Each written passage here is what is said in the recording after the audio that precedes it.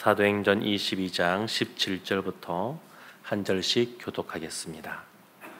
후에 내가 예루살렘으로 돌아와서 성전에서 기도할 때에 황홀한 중에 봄에 주께서 내게 말씀하시되 속히 예루살렘에서 나가라.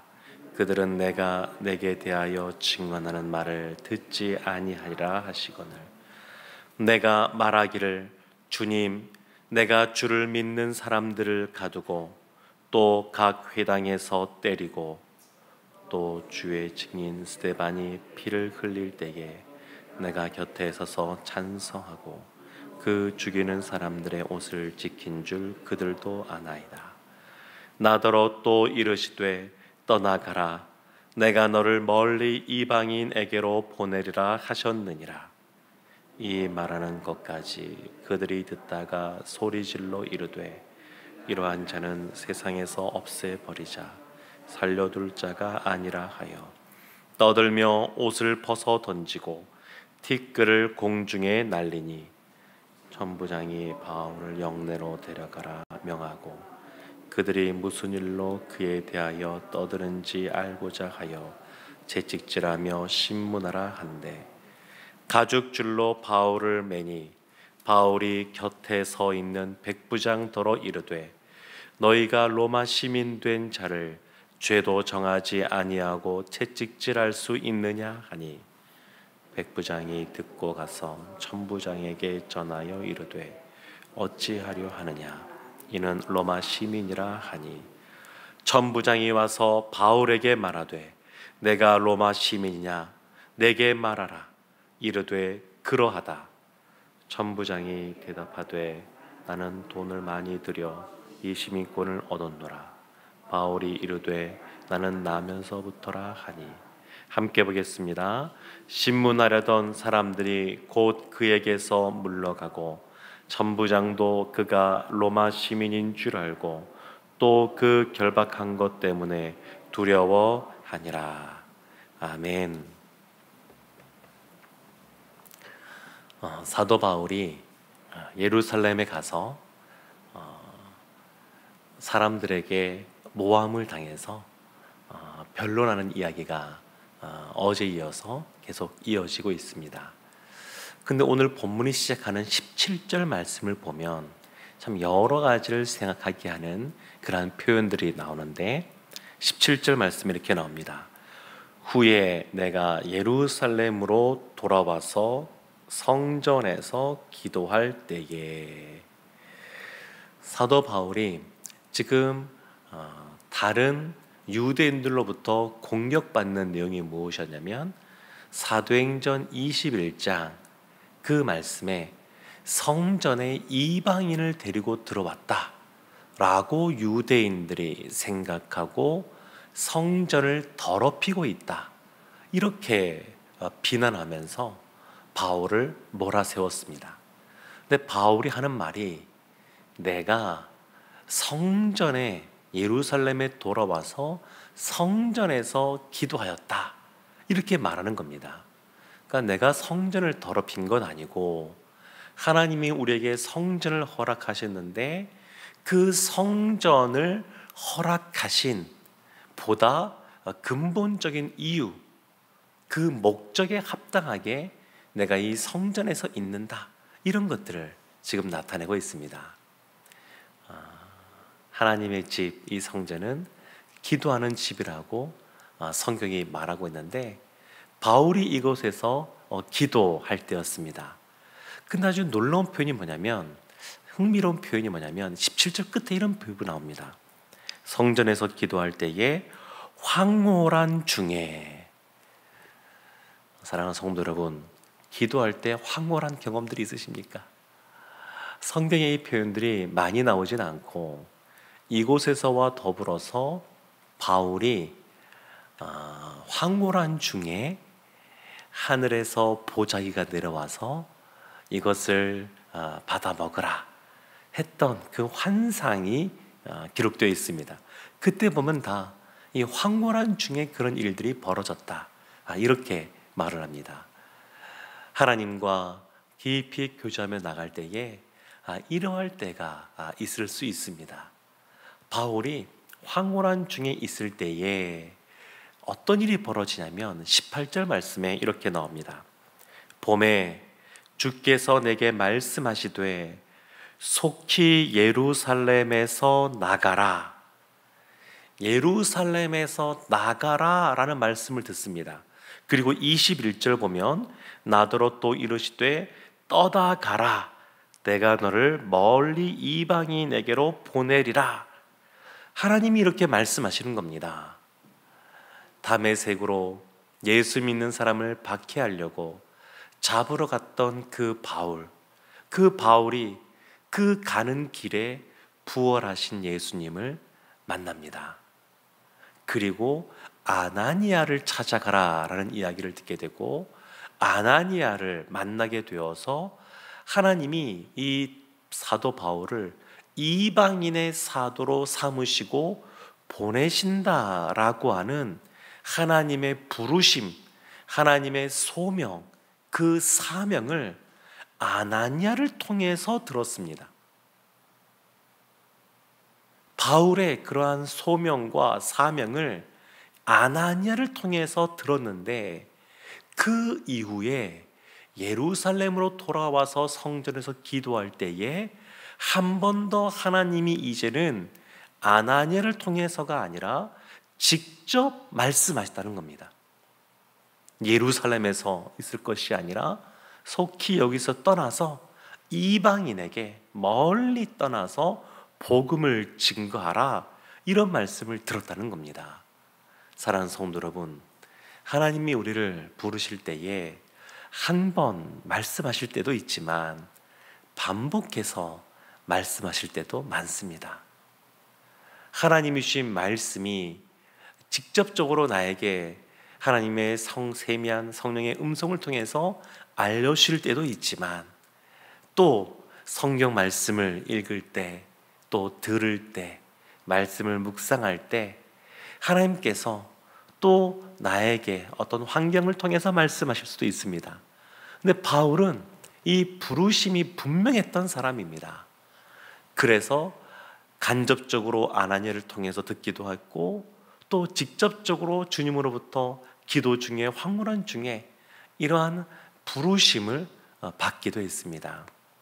근데 바울이 지금 이러한 성전을 더럽힌다라는 이야기를 들으면서 그 변론하는 내용들을 보게 되면 하나님이 자신을 어떻게 부르셨고 어디로 보내셨고 무슨 일을 하게 하셨는지 그런 것들을 쭉 말씀하십니다.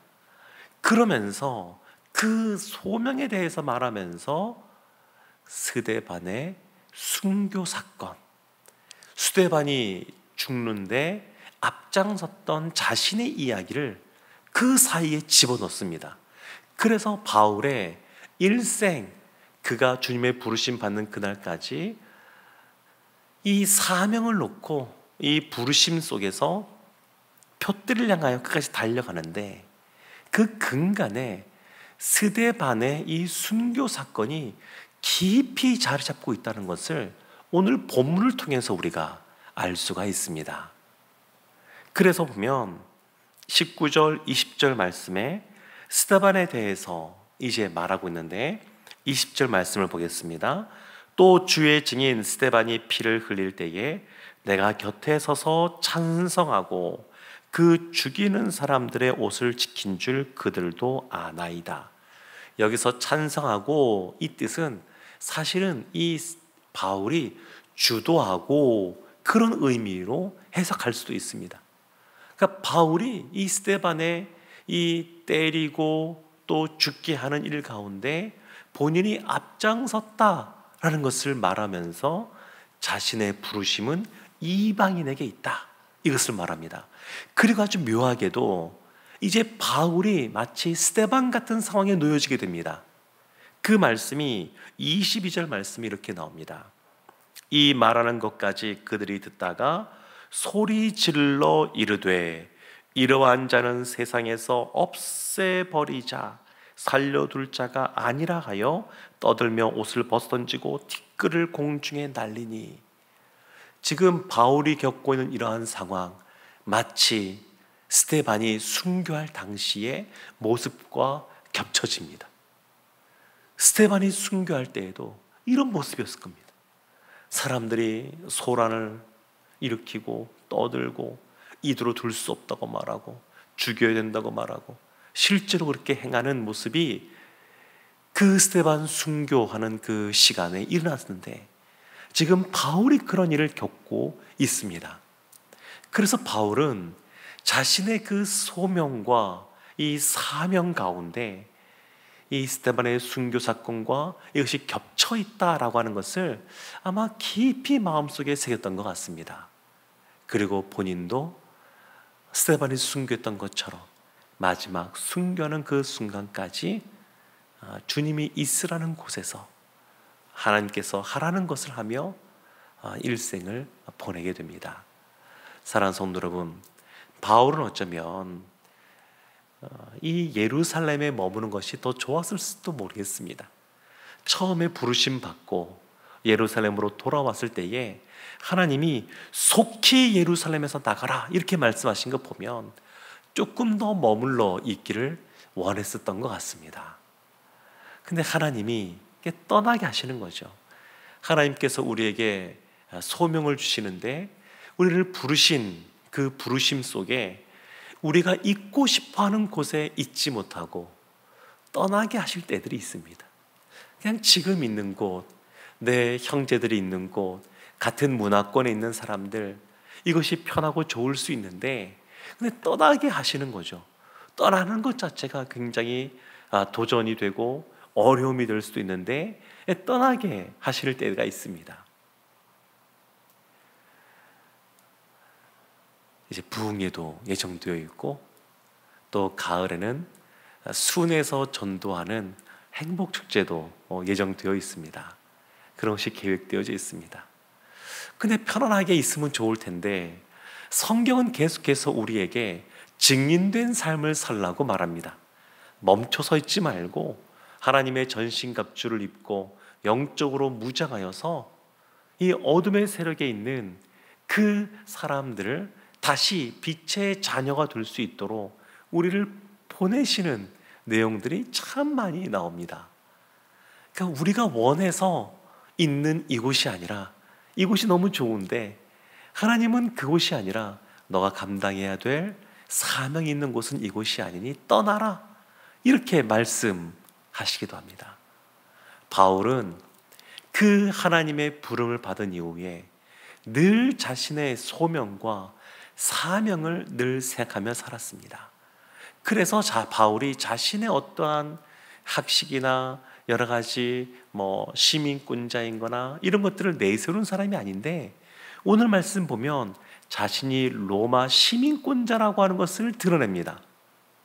그래서 25절 보면 가죽줄로 바울을 매니 바울이 곁에 서 있는 백부장더러 이르되 너희가 로마 시민 된 자를 죄도 정하지 아니하고 채찍질할 수 있느냐 이렇게 말을 합니다. 로마의 시민권이 있는 사람은 그 죄를 다룸에 있어서 로마 황제에게 그 판단을 받을 수가 있습니다. 결국 바울은 로마로 가기를 원했고 이 일을 계기로 하여서 결국 로마에 가서 로마 황제 앞에까지 서게 됩니다. 그러니까 바울은 자신의 그 지난 세월 그리고 앞으로 나아가야 될 삶에 대해서 늘 하나님의 부르심을 기억하고 하나님께서 있으라는 곳에서 하라는 일들을 감당하기를 원했습니다. 사랑하는 성도 여러분, 우리도 다 하나님의 부름을 받은 주님의 자녀, 주님의 제자인 줄로 믿습니다. 하나님이 우리를 부르셨습니다. 하나님이 있으라는 곳에서 우리가 바로 있는지 다시 한번 더 돌이켜보고 주님이 있으라고 하는 가정부터 시작하여서 일터, 삶의 자리, 또 이 교회에서 주님이 있으라는 모습으로 있는지 돌이켜보는 오늘 되기를 원합니다. 하나님이 바울의 삶을 선하게 인도하신 것처럼 우리에게도 놀라운 은혜로 함께 하실 줄로 믿습니다.